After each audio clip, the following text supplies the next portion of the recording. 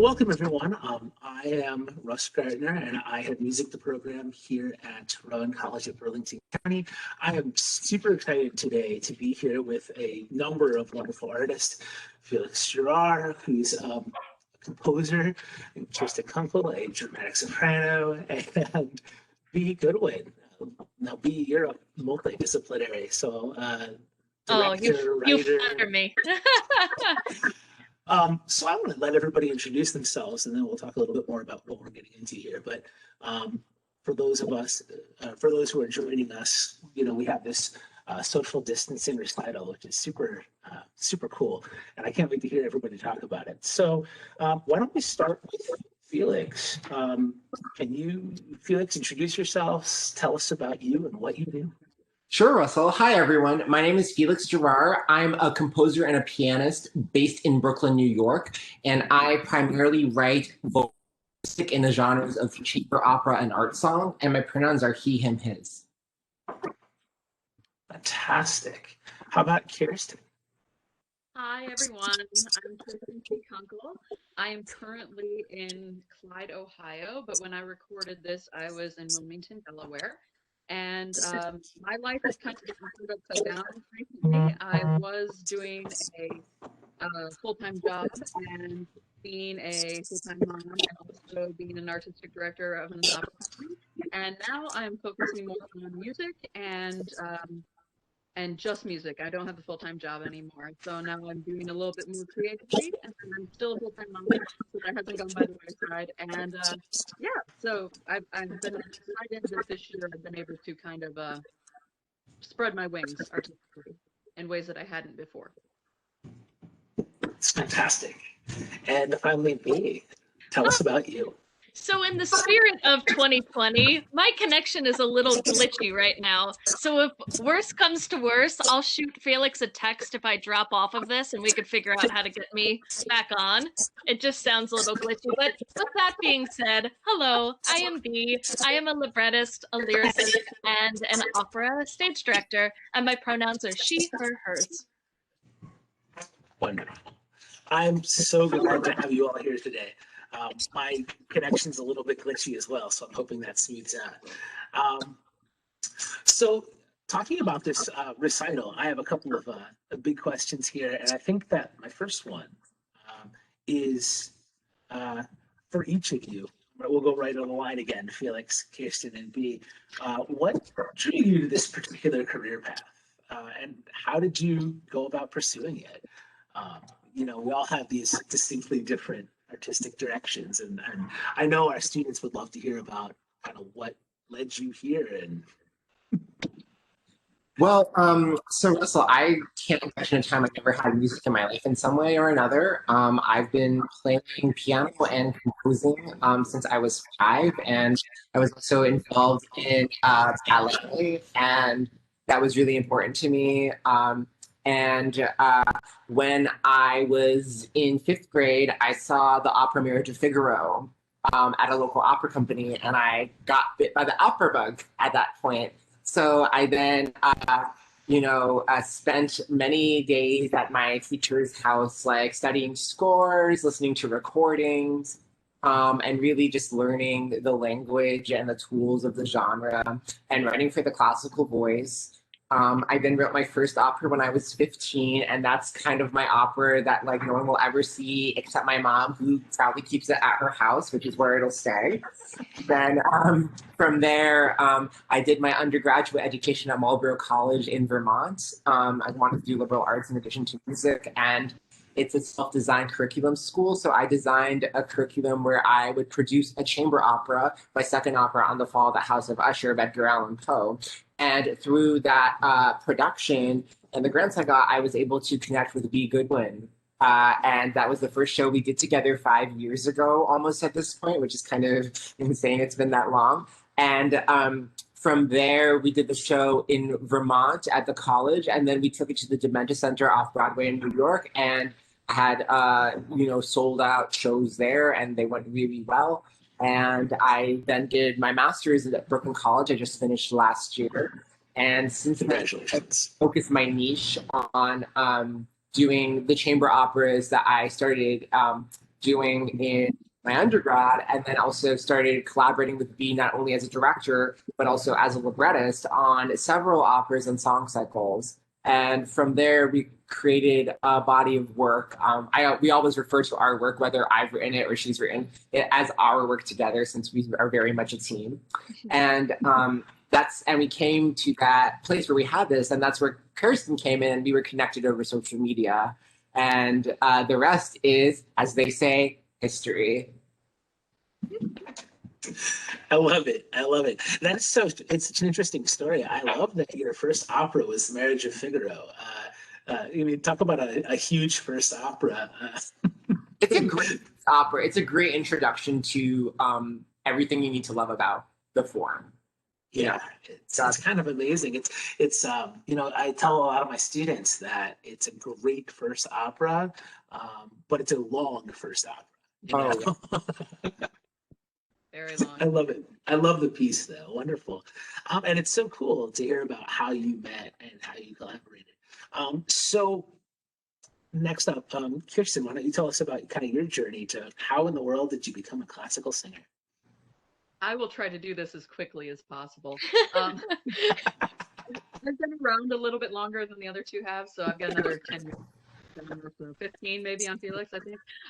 Anyway, so I am from Fremont, Ohio originally, and I have always sung. As long as I can remember, I started doing musical theater at a very young age. My mother was a pianist and a ballerina, and my father was not a musician, but he highly encouraged it. And so I grew up doing musical theater until I started taking voice lessons, and then I went to musical theater. But then I also added in classical music and opera. And so from there, I went to Bowling Green State University for my undergrad, where I know Russ also went for his master's. And then I went to Austria for a year, learned some German, and came back and went to University of Michigan for my master's and doctorate in voice. And from there, I ended up teaching for a while and doing a whole slew of different things. And eventually, pretty much stumbled into becoming an artistic director for an opera company that I co-founded. So that's when we can Concert Opera, and we are going very strong, and we're doing everything virtually right now. And it's been really wonderful. I was able to have my international debut, solo debut last year before all of this with COVID in 2019, and also do an access recording then. So it's been a very, very busy couple of past years, and now with COVID, we've come up with really interesting and innovative ways to continue, and I'm really excited by all of that. My connection with B and Felix is a little bit different. I knew of them, but we hadn't actually met until my best friend Kathy O'Shaughnessy had her New York conducting debut, and it happened to be the same show that B was also directing. So, being the person that I am, I always try to make myself known and my presence known. And I went out of my way to introduce myself to everyone, and that's how I met B. And B virtually introduced me to Felix, and I haven't actually met Felix in person yet, and I probably won't until it's safe. But we have amazingly have all these projects in mind that we've talked about. I think we talk almost every day at this point. So it's really exciting, but it's opened up a little bit. So my background is very much organic, that I became a singer because I always sang, and my mother always supported it with her piano. Awesome. And it's interesting because Kirsten is my connection to everyone else. So that's just really neat to hear. We also have not met in person yet. No, we haven't. Oddly enough, we had a lot of people in common, and I contacted Kirsten to do my web series, the actor's voice conversations, and we met through that, and then realized we were in all the same places and knew all the same people. So how much fun is that? I guess if it's nothing else, it's a masterclass in networking for all the students watching right now. And honestly, that makes you career. Just get really good at everything, and then be good at everything else you do. Amazing. So B, why don't you fill us in about your kind of pathway here? Well, again, much like Kirsten, I'll try to keep this as short as possible. However, the beginning of my journey is very similar to your students, where I began at the County College of Morris at a 2-year program. And that brought me all the way to Columbia University. So I will talk to you a little bit about that. I graduated high school and I wanted to do the theater thing. My parents were not so keen on me doing the theater thing, and little rebellious me decided to backpack Europe and also take classes at the community college. And so I did that, ended up doing that over the course of 3 years. And then I got accepted into Fairleigh Dickinson University and their English campus, so I could go back to school in England at Roxton College in Oxfordshire, where my concentration was acting and British studies. So here I am as a stage director and a librettist, not an actor anymore.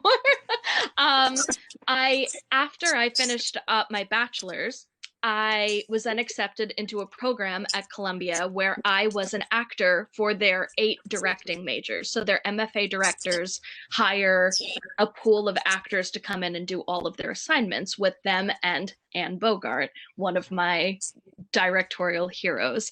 And it solidified my dream that I wanted to be on the other side of the table instead of acting. But it was cool because I was acting in their projects while listening to their notes and their processes as directors. So I was like, okay, cool. I'm definitely getting what I need here. And I was also working at a company called Playwrights Theater of New Jersey.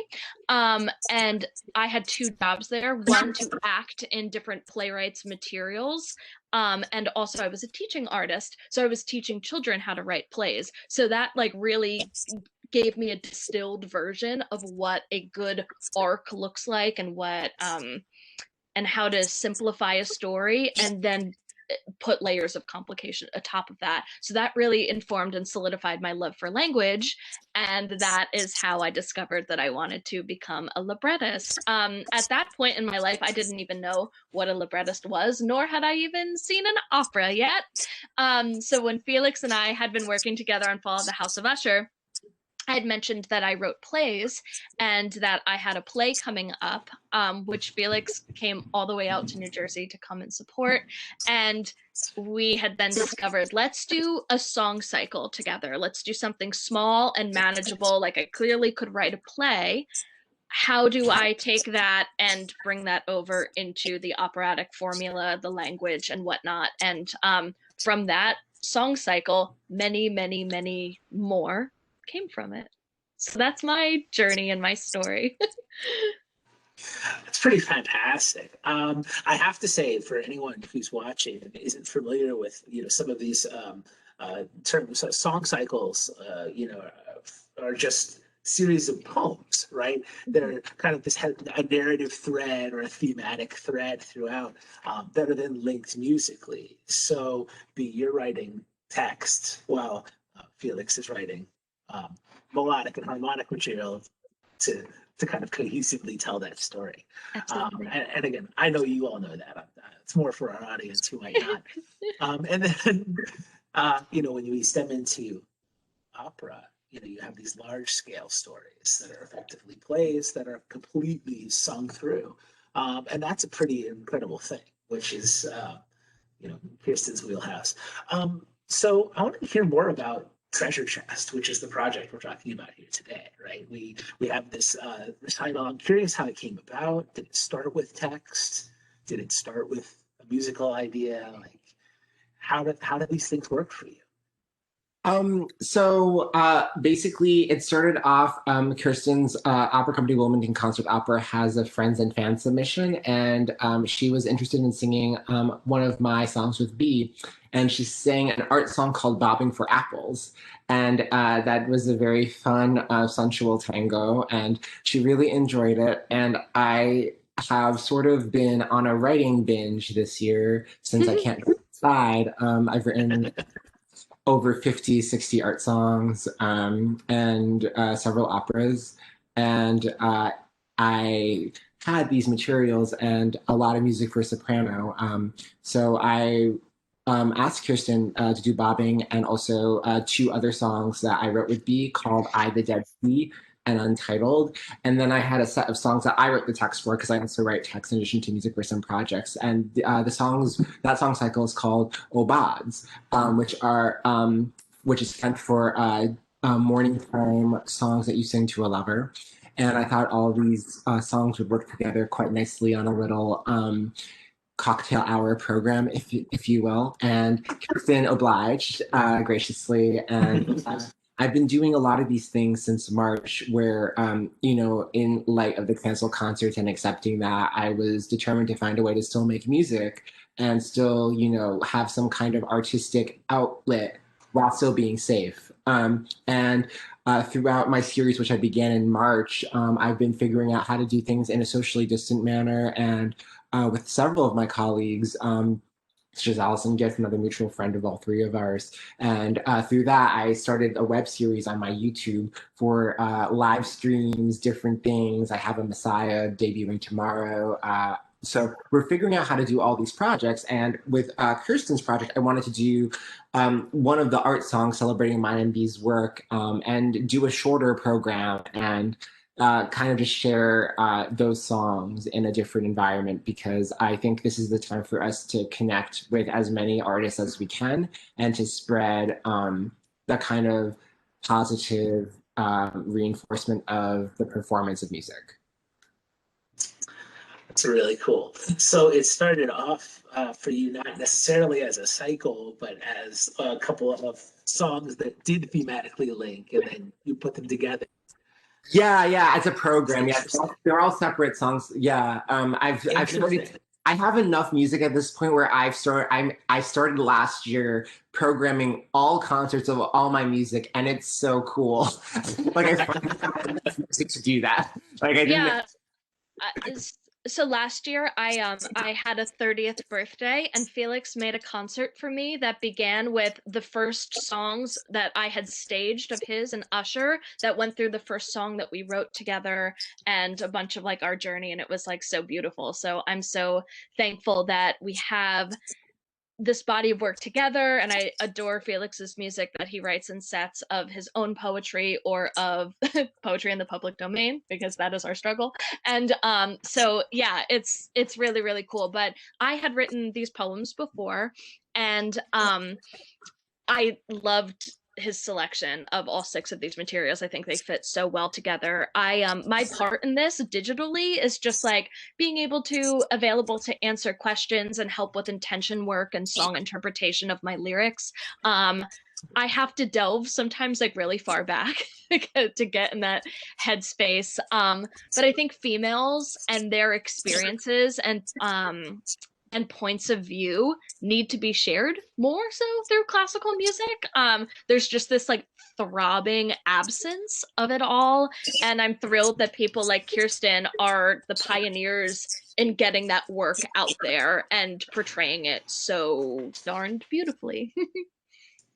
That's amazing. I gotta say, one of the things that I was really excited about for today is not only the fact that we're for putting out perspectives, like you said, that are just shockingly absent in classical music. But there's also a perception, I think, among a lot of the general public who maybe aren't classical musicians, that classical music is an old, stodgy thing.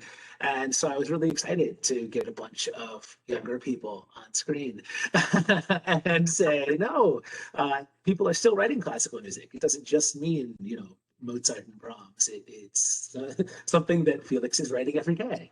And something that, art song is not just something that existed, in the 19th century, but it's something that you're working in as a medium now. I think that's so exciting. Yeah, I mean, we all have these pockets of life that are just such heightened expressions. Gosh, especially now, all that we're dealing with and all that we are left to navigate, that it seems that the operatic formula is kind of the most appropriate, because it's just these absolute circumstances that are so like they're just so emotional. Like I know that sounds so pedestrian, but it's just, this is such an emotional time, and there are things that you look back on your life that are just such emotional times that hearing it set to music and collaborating with people, it almost puts something to peace inside of you. And that's why these pieces have just been so therapeutic and amazing to connect with people on that level through experiences that you've had, that I'm sure that Kirsten and I have shared, that Felix and I have shared. So it's exciting. It is.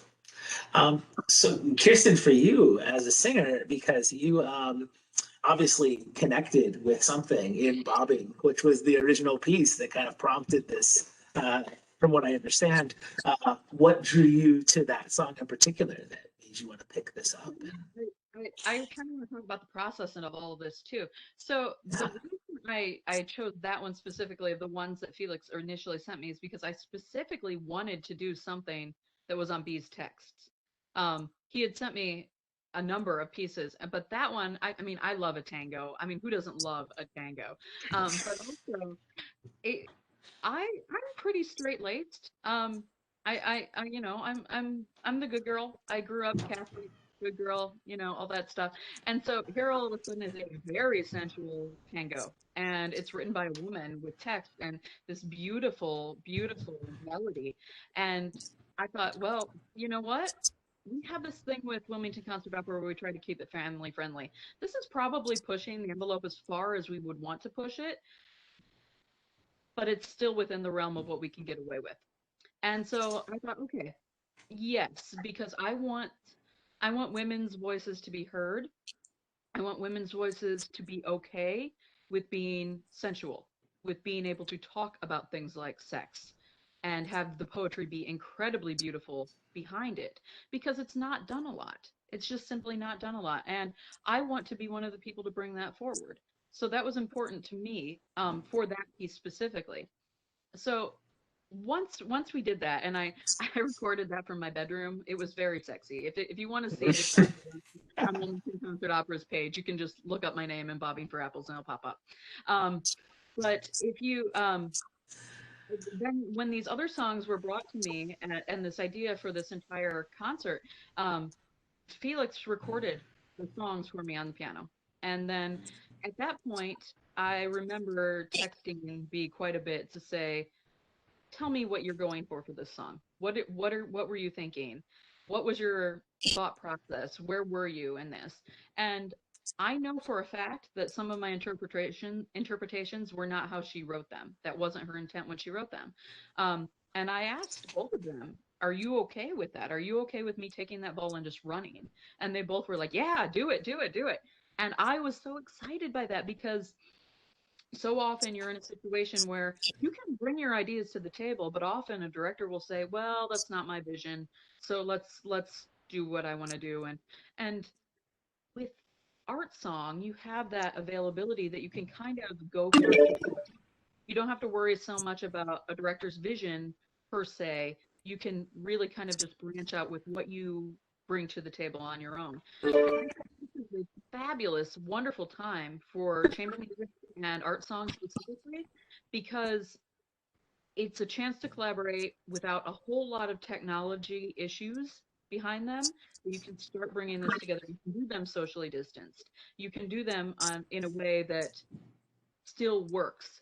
And I will be the first to say I'm not the most tech savvy, but Felix and Allison have figured it out. And that's great. And so since they are, I'm able to be as well. And that's been really exciting for me.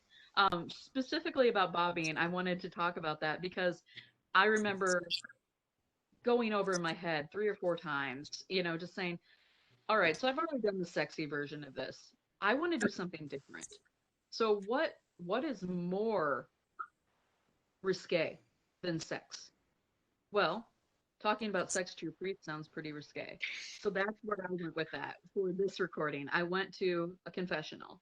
Like I said, I was raised Catholic. I still am Catholic, and it was very important to me to be able to do that respectfully.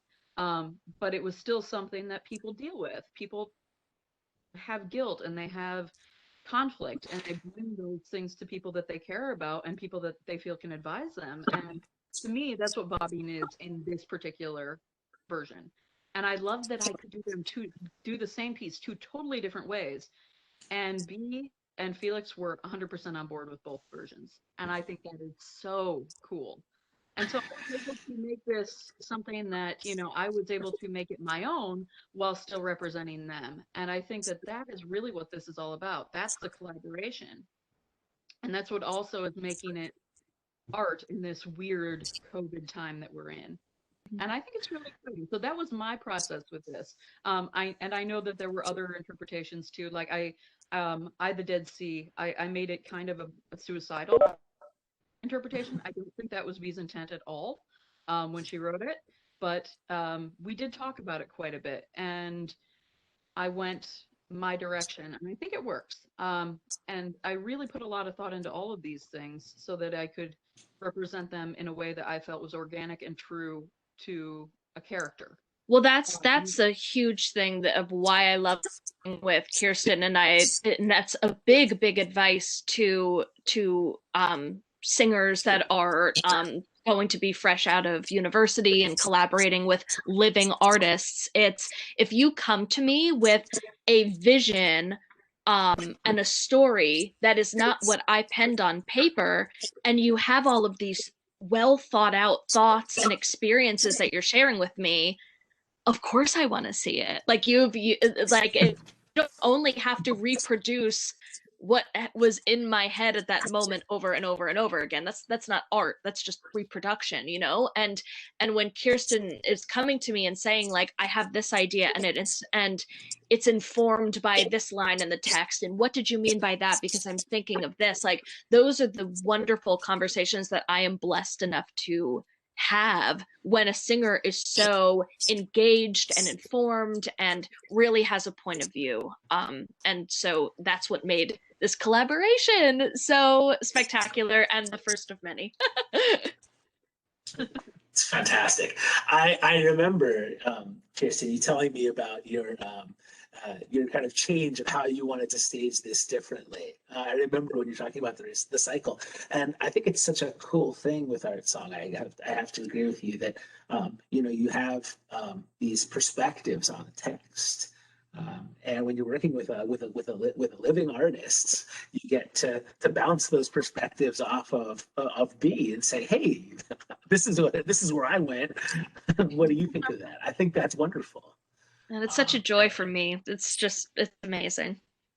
Yeah, it's very fun. And one thing I always tell everybody, composers, whatnot, is you have the voice tips with classical music, but you need to write for actual people. And for all my music, I write for actual people. So and that's how you like form, like, I think also relationships with music and stuff is like when you think you don't put people in a box, because I'm not someone you can put in a box. So I don't want to put someone else in a box. So that's like, and even though these songs were in before, I had met Kirsten, I knew, I had heard her voice and knew what she could do. And now we're working on some new rap together, which I'm writing just for her. So it's just exciting. Yeah, it's fantastic. I think it's fantastic. It's so interesting because hearing about how you've collaborated and how you've come together to work, you answered some of the questions I had down the line, which is actually even better because it just drives the conversation forward. I am curious though, you've been doing a lot of collaborating from different parts of the country. COVID has totally changed the landscape. I want to hear a little bit about each of your journeys through this time, because I know it's been world changing for artists, for all of us. So Felix, you said you can start us off here. You said you were doing a ton of writing. Yes. So I think everyone sort of went through the same period in March when everything was starting to cancel. Like, oh, it would be a few weeks. It'll be a few months. Oh, insert a 4-letter word. We're going to be a really long time. So, and so it was just like accepting that, the virus is quite bad, so I have no interest in getting it. So I'm happy just to wait it out. But, other people have different comfort levels. The one thing that we could all agree on is that I did believe art was needed, but we needed to figure out a way to do it safely. And I sort of was like seeing all these things popping up, and I started like asking around, like, hey, how are people doing this? And like pre-recording accompaniment tracks and doing that and then sending it to a singer And then we started off with them playing the accompaniment in the speaker and then putting it like Kirsten did in an earpiece and then syncing it together so you get the same quality as opposed to the room sound. So it was just figuring out how to do that. And my output has always been focused on chamber opera and art song because it's small, it's producible, and it's portable. And those are like all the three things that B and I try to do with all of our works together that we collaborate on. And for everyone watching, please remember that because that is how I'm able to work in COVID. Art song is just piano and voice. My piano's over there. You know, Kirsten has there's the mic. It's that easy. So there's a practicality to it, frankly. And I started doing the social distancing salons and doing so much rep and having kind of a blast doing it. And then also doing operas. B and I had our seventh opera premiere with Barn Opera in Halloween. And we've also had workshops of our true crime opera on Leopold and Robe with No Dominion Theater, which we did as a virtual workshop in lieu of the production that was supposed to premiere this year. And we've also, just like doing all of the songs like I've been saying, because I was also supposed to do concerts in Boston and LA and other parts of the country as part of starting to get these art songs out. And while COVID postponed those, I still also had these artists around who wanted to collaborate and stuff. And a lot of my mission this year has been trying to get outside of my network and trying to get my music out there as much as possible. And it's been like, we've now like figured out also how to do the audio separate from the video. And I currently am in production in that for a company in Idaho called Opera Elect, where they're doing my 8th opera, The Oval Portrait, that way. So I sort of like, I'm also like a very much like a type A towards this. So if I need to figure out how to do something, I'm going to do it and I'm going to do it well. And I'm just going to keep doing it until I get at it. And that's like my attitude. So I kind of like approached it like that. Yeah, I love that. The landscape is just so very different. And I love that you mentioned this just now, that you're calling these this dress title a social distancing salon.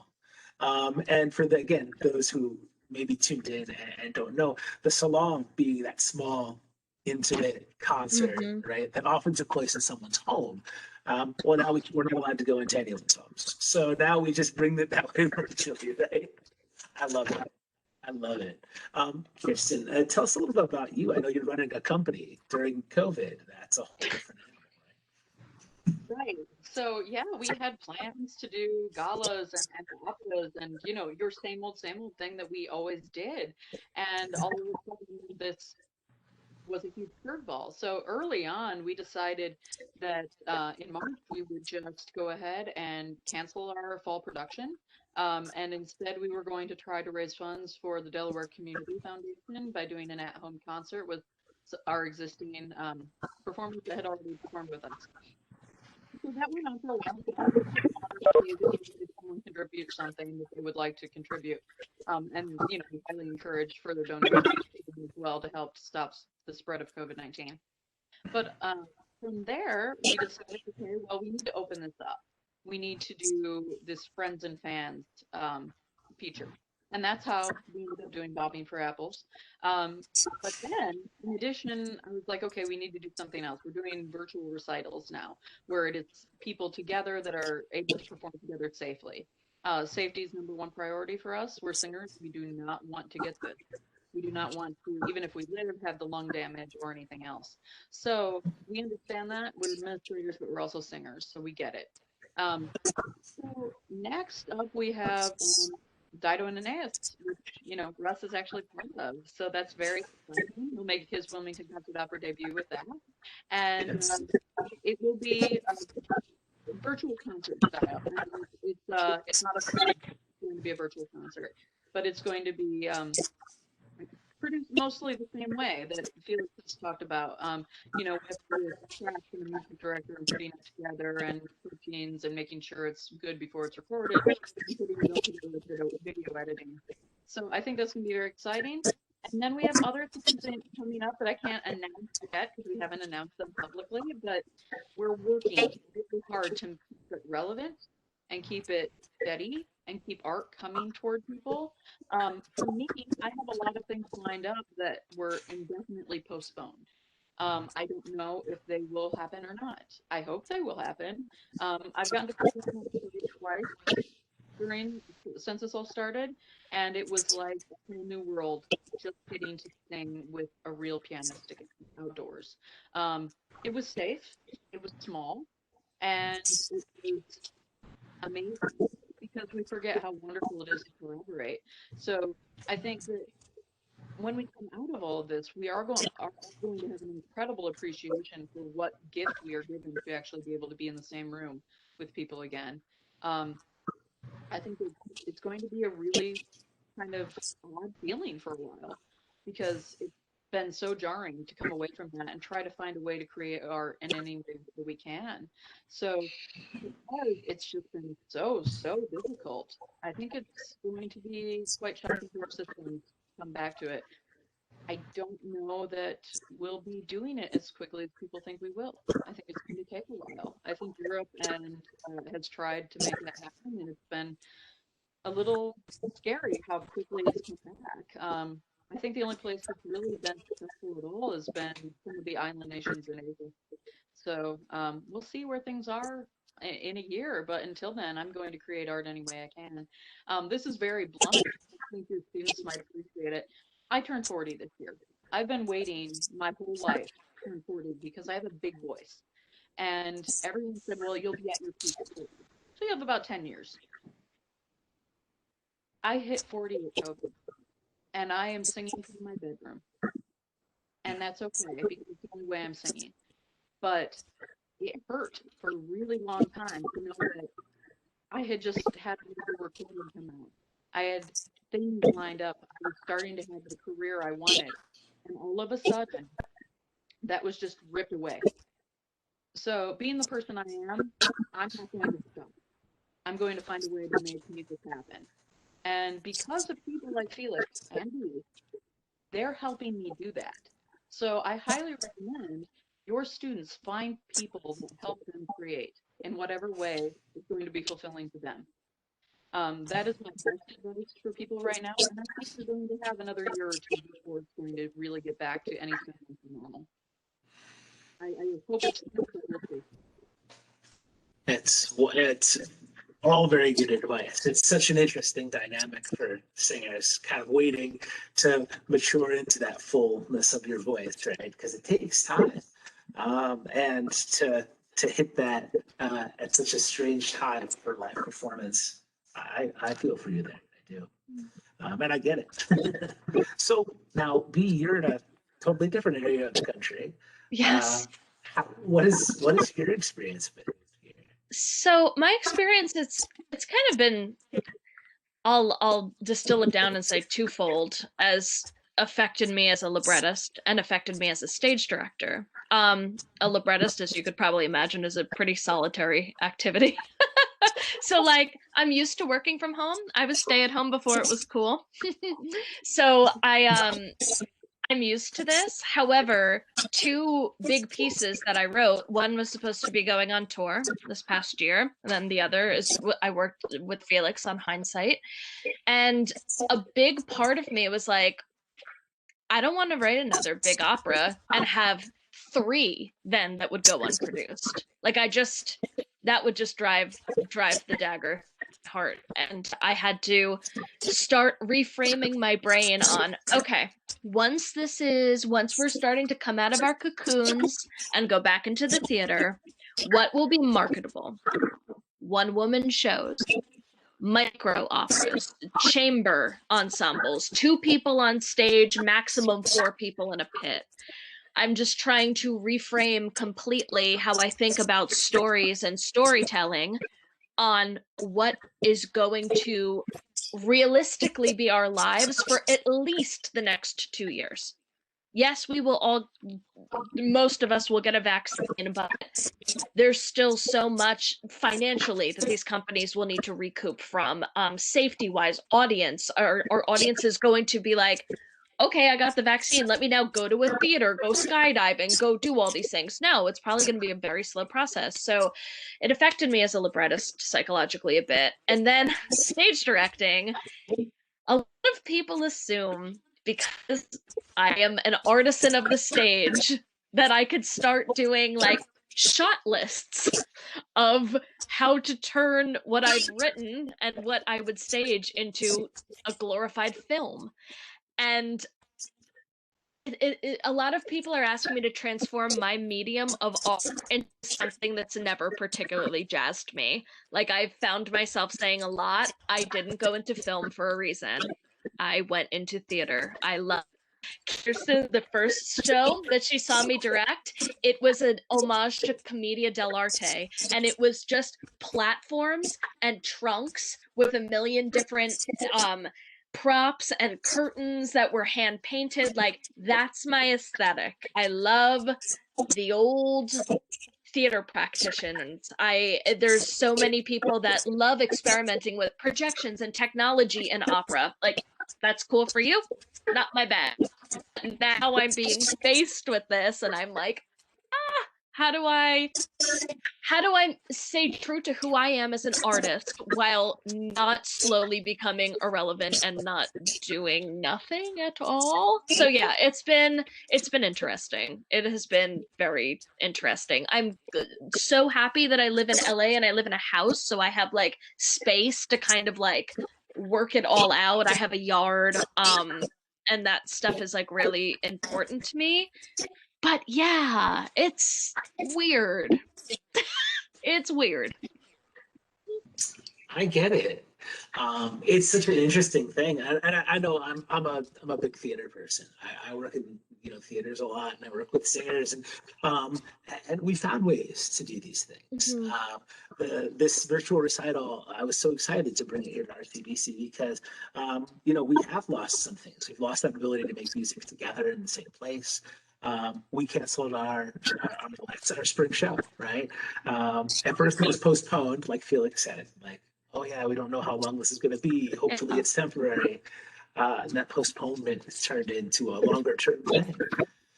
But I love that, we're speaking very frankly with a generation of young artists that are keeping this art form alive and doing things in unconventional ways that are now becoming more conventional by the day. It's amazing.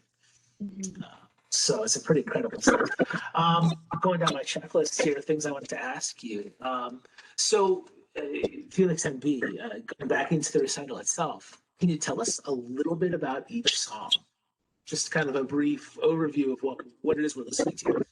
B, do you want to talk about the ones that you wrote the text for, and then I'll talk about the ones I wrote the text for? Yeah, we're both like gesticulating wildly. Like, no, you start. You start. Sure. So, I the Dead Sea is something that I had penned down, say like about like a year and a half ago, knowing full well that Felix was going to set it, and also that I had remembered, because I have become very close with Felix's family. I am an honorary Gerard. There is always a seat open for me at the dining room table. Like, that is who we are. Like, his mom calls me like daughter and everything. And I know that his parents met, went on a first date at the Dead Sea. And I thought that that was like a really lovely little homage to their family and who they are, that they could have that that song, and it was just about mourning and very just tactile imagery of the hands. Most of the hands remind me of papyrus, quills, a basket, and yeah, just going on that imagery. So that was I the Dead Sea, and I absolutely love that song. It's so beautiful. And then Untitled, that Kirsten sang, speaking of COVID, a man that I used to date passed away in April. And that was a lot to navigate. Again, I felt like so many things were taken at that point, because that was around the time that he passed away was when I think we found out we're in this till the end of the year. I remember like we kind of like lived in the nice little like 2 more weeks, maybe another month. But I think in end of April, early May was when we're like, this world's back to normal for a while. And that's when Brian had passed. And I didn't write for a really long time. I didn't write for a while because waiting on his passing and everything that was going on. We went into the Black Lives Matter movement, and I wanted to learn as much as I could. I just wasn't writing, and then that came out, and I really loved it. I think that it is a really beautiful testament to him and who he was, and yeah, so that was it's so funny, I never call anything untitled, but there was just something about that and the circumstance of our relationship and who he was and everything that just was like, I just want to like leave this as like this simple little beautiful thing that people who sing it can ask me, but it's something that I don't like divulge like way too much into. And Kirsten and I had such like a beautiful conversation about that, and she of course moved me to tears singing it. So then Bobbing for Apples, I wrote a very long time ago, like a very long time ago, early university times, and it was about a first sexual experience. And I, much like Kirsten, grew up in a very Catholic environment. And there were lots of things that I was curious about, and there was lots of things that I was excited about, and there was a lot of questions that I had. Again, like I had said before, I'm 30, and I'm very much of like the seventh heaven generation, the promise ring generation. Like, you know, it's like for some reason in the 90s they like revived the 50s. Like they say that these things happen in cycles. And there was just so much that I was curious about. And this poem, I'm very good at archiving like a bunch of my materials. And this was something that I kept coming back to. And I was like, there's something in this. And I sent it on over to Felix and I was like, what do you think? And of course, his wheels started turning and it turned into this beautiful, fun, quirky thing that is a living memento of awkward sexuality. So thanks, Kirsten. Thanks, Felix. I tried. Yeah, I kind of have explained all the songs better.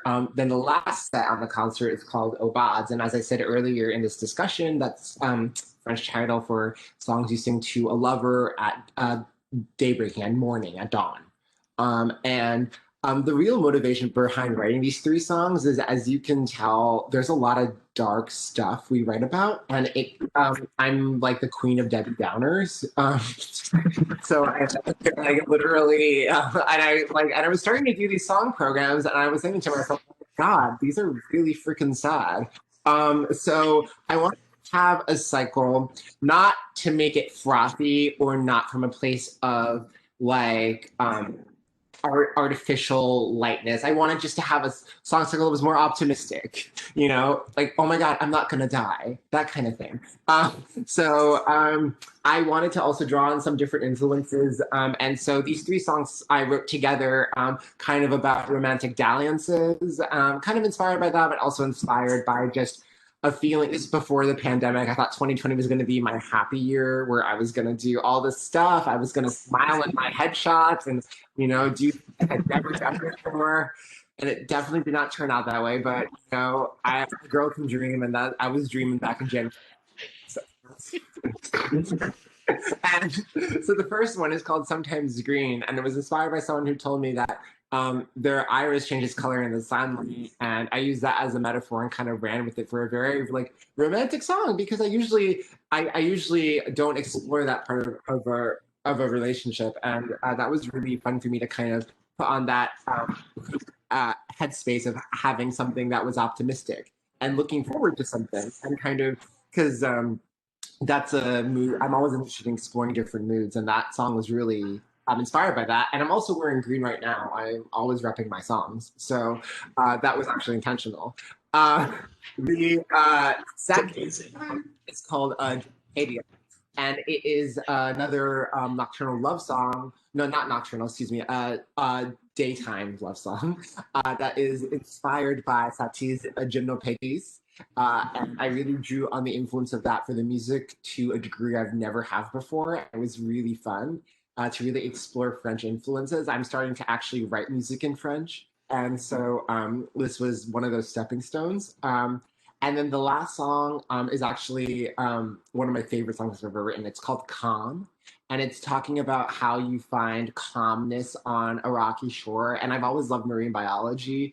And I grew up in Connecticut on the Sound, so around beaches. So it was inspired by that imagery of the water and kind of like very intimate and without, there's no heartbreak, there's no mad scene. It's just nature and kind of finding something very raw and very, the singer assumes it's real, like in the text. And I think the contrast with that is just like you start the songs with I, the Dead Sea, out at the sea, and then we circle back at the end, full circle to the ocean, which is like, and the ocean is like a huge thing in my work also. Like I have like a lot of pieces about like water. So that was kind of the idea of programming it with that, and also programming it with the Obad. So it's actually like I love playing those songs. It's like really fun to do, and they're a fun mood. And I hope to write more happy music because I feel good when writing that. It's really neat. It's great to hear about the perspectives that you that you have not only when you're writing or when you're creating, but I know as a performer of people's work, it's like it's so neat to hear what's behind some things, because sometimes, and Kirsten can attest to this, what we think we see on the page is not really where it came from originally.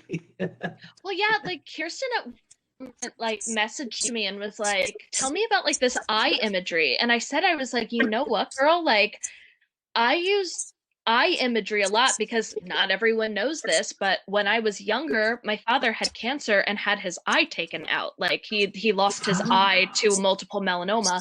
And when you're like 9 and 10 and like exposed to that, and like my parents, bless their hearts, were very much like, this is what's going on, there's not like this is not wrapped in a bow, like this is what we'll be going through for the next few years. I went and I met the artist who painted my father's prosthetic eye. Like I was very involved somewhat in the process of it. And I had noticed like throughout the years in my writing, like there's all this eye imagery that's like always coming out. And I was like, I am willing to pinpoint that. I was so fascinated and that struck such a vulnerable nerve when I was younger that it just kind of like has traveled with me. So like, yeah, like if like you singing a song, you'd never know, like, well, that's because Bryce Goodwin has a prosthetic eye. But like, it was just so interesting that we were able to like facilitate that random conversation from what's on the page. Yeah. Oh, it's really, really interesting. I'm absolutely loving this conversation. So I'm going down my list of questions here, and I think that I'm actually coming up toward the end. So my next question for each of you is, what's next? What do you have coming up? Because I want to be able to plug that and let people know where to find it. So we can start with feedback at Felix and what's coming up. Tomorrow I have a virtual Messiah Part 1 that is premiering on my YouTube with Allison Gish, who we've mentioned, my dear friend, and a couple of other colleagues. We're just spreading Christmas cheer without giving each other credit. So you can tune in and check the replay on my YouTube. I'm also in the middle of a screening production with Helios Opera for my song Cycle Stardust with text by B.L. Foxley and a production by John De Los Santos. And the next screenings are going to be this coming Friday and Sunday. And that information is all on my website, felixgerardmusic.com.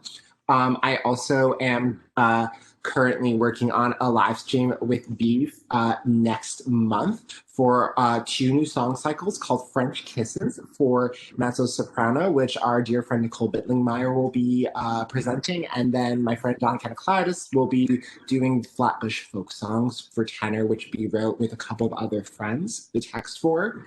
And then Kirsten and I have a lot of projects coming up. I cannot tell you about some of them. What I can tell you about is please follow Wilmington Concert Opera for the latest update. Everything. And she is creating the lead role in my 10th opera, Washington Square. I've officially gotten to double digits in COVID with operas. So we're doing a libretto reading for that in a few weeks. And I'm super excited. I'm aiming it for it to be the American Yevgeny Onegin musically. Not like it's gonna be like the letter scene and all that, but like Tatiana in my way.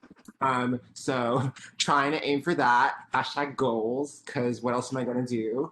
But no, it's wonderful, and I'm so excited that she wanted to like go on that journey because Henry James is a new mindset for me. I'm really excited. So it's going to be a ton of fun. I'm also coaching and teaching virtually. I'm going to be continuing to do that. And I also have my eighth opera, The Oval Portrait, going up with Opera Elect slated for next month. And then I'm doing a workshop of my ninth opera, The Telltale Heart, in April on my YouTube. And in March, the month before that, I'm doing a piano production virtually of The Fall of the House of Usher for its 5th anniversary. Outside of that, I'm pretty steady. It's fantastic. So just to break that down for people, you should definitely you put Felix's name into the search on your YouTube and follow his YouTube channel. Definitely check out his website and definitely follow Wilmington Concert Opera. I think between those three things, you will be able to catch most of what he has coming up next. Kirsten, why don't you tell us what's going on with you? We've heard some of it. So much with Felix that I feel like he mentioned most of it. Really good. I'm doing concert opera, so I already told you a little bit about it. Yeah, find us on Instagram and Facebook and the brand new WilmingtonConcertOpera.com. That's really exciting. I have an opera coming in January, and it hasn't been announced yet, but it will be follow my Facebook page. You'll find out about that. It's really hard to and I'm really excited. A bunch of projects with Opera Price Fair in Philadelphia planned for the summer, hopefully for other concerts. So hopefully that will actually happen. It depends on COVID, of course, what happens. But, that's something I'm looking to do. Different ideas for really exciting things with Wilmington Concert Opera that I'm not quite ready to divulge yet. But there's new things coming up that should be really exciting. I'm really busy. I'm really busy. I feel like role for him in Washington. I did read them. Henry James is little read for a while. But I read and I thought the movie. So if you get a chance to watch that wonderful movie too, it's called The Heiress, and there's just a lot of projects coming. So please, yeah, follow me on Facebook and Instagram and my various websites, kirstenkunkel.com. I'm working on getting redone. So hopefully lots and lots of things will be going on then. And I was going to say that me and Felix and I think we're going to do a work together, and I think we just decided on it today. So yeah, like about 2 hours ago. So I think it's happening in a while. So I'm very excited, and I've been busy, and I've been very, very excited. There's so much going on. So if you want to, I'll be doing it.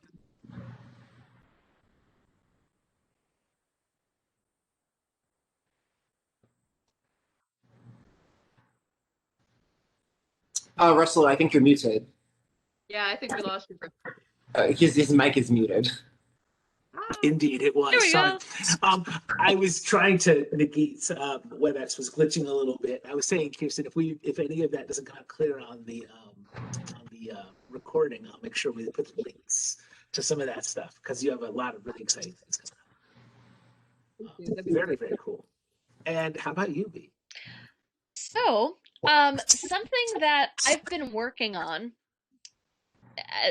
thinking about scaling production and whatnot, is I have been writing radio plays.